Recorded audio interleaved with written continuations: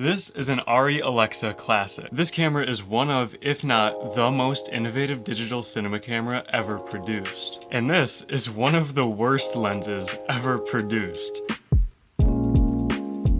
This camera was released in 2010 and it had an original price of $66,000 for just the camera body. Now of course over the last 12 years these have depreciated quite a lot in value and you can pick these up used nowadays for anywhere from $4,000 to $6,000. But it is still an absolutely fantastic camera. Arri has actually used the same sensor that they designed for this camera in almost every other digital cinema camera that they've ever produced. This is the Holga 60mm f8. This is a completely plastic lens, including the lens elements. They aren't glass like normal lenses are. These are actually made out of plastic as well. And this lens was actually designed to create a really terrible, soft, bad looking image, but it's meant to do that in a stylized way, and you can actually get some awesome looking photos out of this, even though it costs less than $20. So the question everybody's asking is, what happens when you bring one of the greatest digital cinema cameras produced together with one of the worst performing lenses that you can buy? Now there really isn't much of an introduction to do. I mean, when it comes to the Holga lens,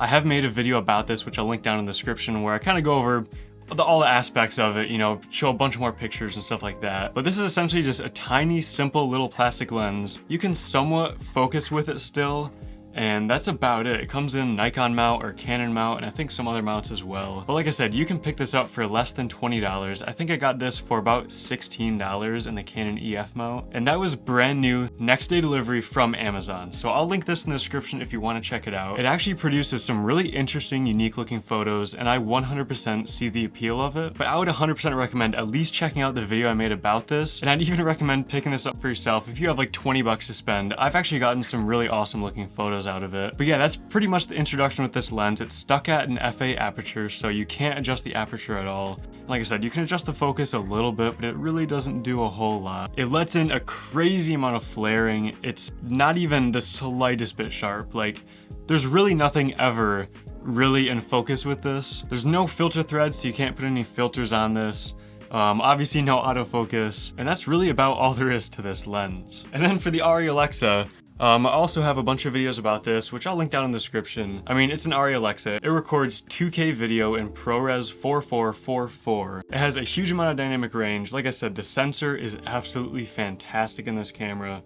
All the images coming out of it just look so organic and natural. That's pretty much the introduction with this. Like I said, I have a bunch of videos about this that I'll link in the description. If you don't really know much about Arri Alexas and want to see just more stuff about this, check the description below. But either way, all there's left to do is record some beautiful ProRes 4444 footage with the Arri Alexa and the Holga 60mm f8.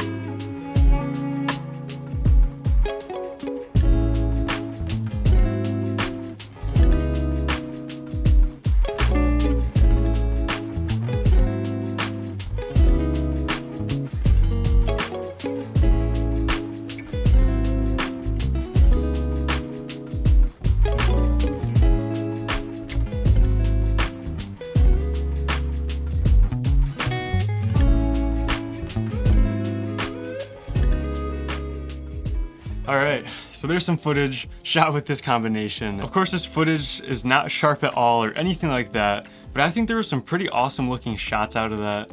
I do definitely think this lens should be geared more towards photography, you know, capturing a specific moment with that specific look of the lens rather than documenting, you know, movement and, you know, a longer moment that really just isn't gonna look that good when the whole thing's pretty much out of focus and terrible vignetting and all that sort of stuff. But definitely let me know in the comments if you think the footage looked interesting. I mean, I think it really looks kind of like a horror movie in a way. I think it could definitely be used for something like that or even like a dream sequence. But like I said, let me know in the comments, and that's pretty much it for this video.